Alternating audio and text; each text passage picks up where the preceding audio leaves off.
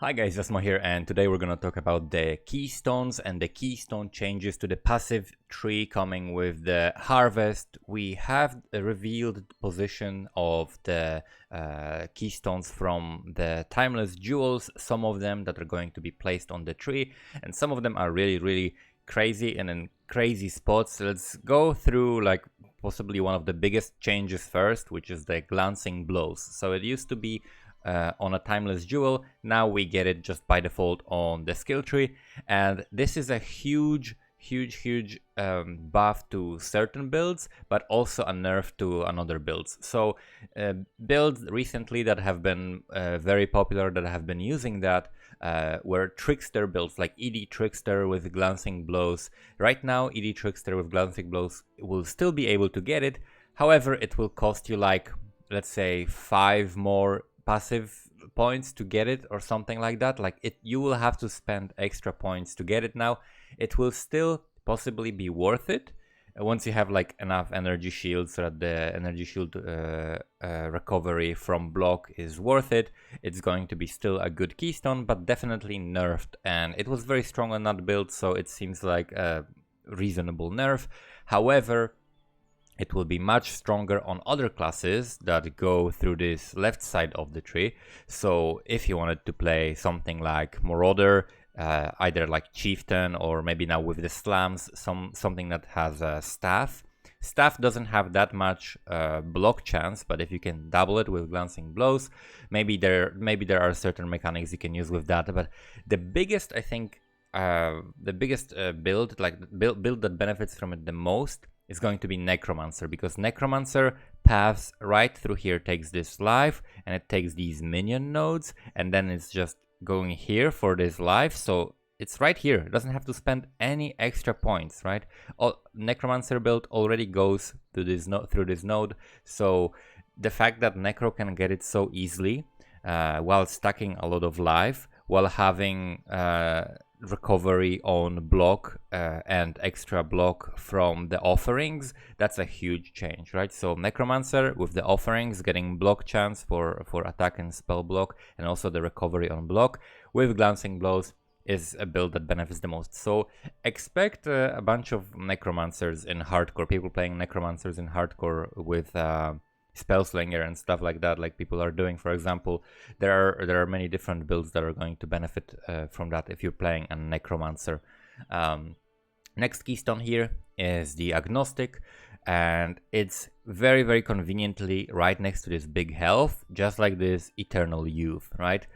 So I'm not sure if this is the right thing to do, but it seems like they just want to make it easier for life builds. It's just like a little bit of a buff for life builds that want to play a little bit differently. So the Agnostic basically gives you extra regen that will drain your mana. This can work well, for example, if you're playing something like a character like a miner that uses an enduring mana flask. If you're using mana flask that doesn't that basically you need to sustain a little bit of your mana regen, but also it doesn't turn off at full mana, then when you take damage, you're gonna immediately start recovering the mana that you're losing because of the regen that goes to your life, right?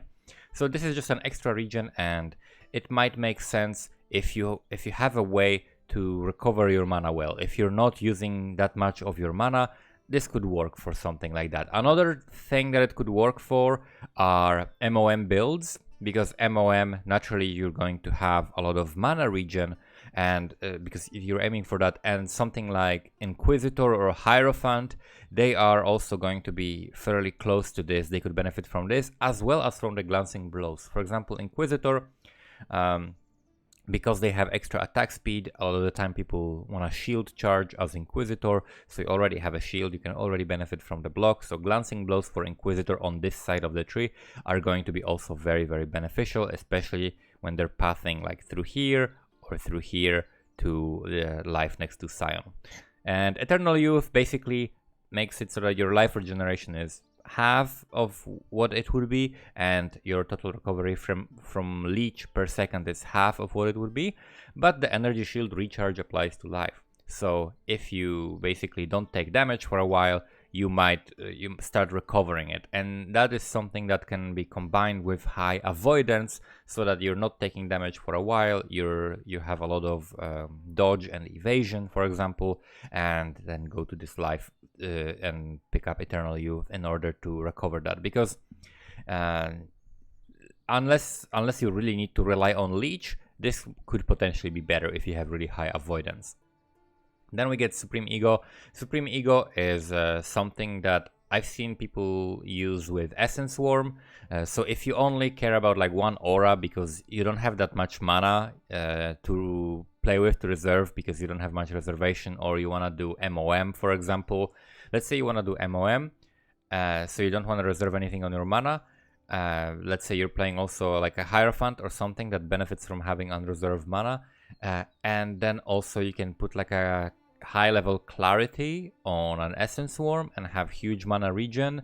That will be also 50% more effective for 0 reservation, because you bypass the 50% more mana reserved drawback by having the aura in Essence Worm, which makes it so that the aura in that ring's socket costs no mana, reserves no mana.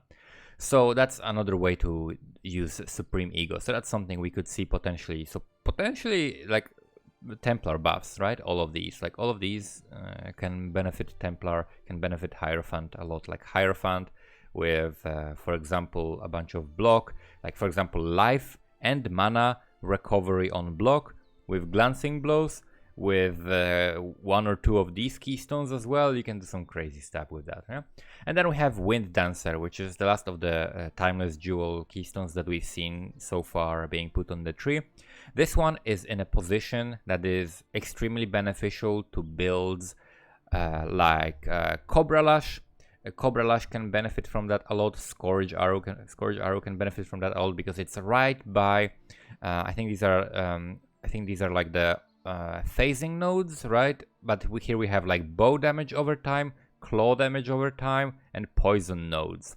So those are the nodes that we have, and these are also like claw, I think, channeling, stuff like that.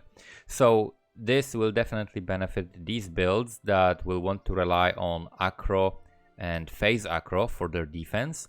And this makes it so that you take less damage if you haven't been hit recently, and recently, not sure if it's 4 seconds or something like that. In this case, you can check it on the wiki. Yeah, recently refers to the past 4 seconds, even says so on the Keystone. Cool. So if you took no damage in the last 4 seconds, especially good in boss fights because less frequency of hits, so that works a little bit better for big hits. And then less evasion rating if you haven't been hit recently. So that means you really want the dodge, right? You really want to have dodge, so you'll have like stuff with phasing. You'll have dodge from here, you'll have dodge from here, you'll have dodge from other sources. And that means you'll have the less evasion, but once you get hit, you gain more evasion. So then you're more likely to gain that Wind Dancer again, right? So that's another keystone that will benefit these builds, because it just takes 1 point and immediately you get extra mitigation and extra, like, you take less damage after you took some damage, right? So other than these keystones, we've seen also the transcendence, which I talked about last time. This is going to come on a timeless jewel now, and your armor will apply to fire, cold, and lightning damage taken from hits instead of physical damage, and 5% of maximum elemental resistances less. So here is the biggest class that can abuse this. The biggest way to abuse this, from what people have been saying, is of course Juggernaut, because he gets a lot of generic physical damage mitigation. So you don't care that you're losing the armor, because you're getting tons of endurance charges, generic mitigation, fortify, and so on. And then on top of that, you can wear Lore Weave. And with Lore Weave, you bypass this -5 to all maximum elemental resistances, because they're always, whatever Lore Weave says, for example, 78%. So Lore Weave Juggernaut with some, like, I guess, elemental overload, Ice Crash, or whatever, you know, so that you get some extra elemental damage. Ice Crash benefits a lot from added damage, and Lore Weave adds some damage to your attacks, some elemental damage to your attacks, and gives you crit, but a little bit of crit which could benefit the frequency of proccing elemental overload. So that's immediately what I'm thinking of in terms of like the new patch where slam skills are supposed to be buffed, and I'm sure Ice Crush will be one of them. Ice Crush is a very good undervalued skill, so probably something like that will be good to play with it. And another one is Supreme Ostentation. This one is very interesting because it makes you ignore attribute requirements, so you don't need any attributes. You can be the dumbest marauder and wear the highest int requirement item and skill gems you can imagine, but you gain no inherent bonuses from attributes. So the bonuses from attributes are from strength you get some life and melee physical damage, from dexterity you get accuracy and evasion, and from int you get energy shield and mana. So ignoring attribute requirements, people immediately said, okay, Garb of the Ephemeral, right? This is the item here that has plus 600 strength and intelligence requirement, which is pretty difficult to get, but then you get huge bonuses every now and then. You gain like charges when you hit, so you want to hit pretty often, and then you get a buff that gives you, increases your character size, but gives you 50% more elemental damage, 20% less elemental damage taken, and immunity to curses, which is great. This is another like great item for like Ignite builds and things like that. I think Ignite is gonna be pretty strong actually next patch, with especially like with attacks. I'm probably going to go ahead and make some slam build for the next league, and the build I was thinking that could potentially benefit from some of the new keystones and the slam changes, it would be something like Consecrated Path Chieftain. And I'm going to be leveling this build now, and I'll try to make like a rough guide before the patch notes of how to like make that kind of a character and show it off. And then when the new patch comes out, we'll probably start the league with the miner, but later I'll make the build, because you don't really want a league start with melee. No matter how much they're buffed, you don't really want a league start with melee anyway, but it's gonna be definitely fun to play once you can have some starting currency, and then you can make that build really nice and juicy, and just come on and slam, and welcome to the jam. That's gonna be the next league. We're gonna be slamming all over the monster plants and stuff like that, so that's gonna be great. Thank you guys for watching. See you next time.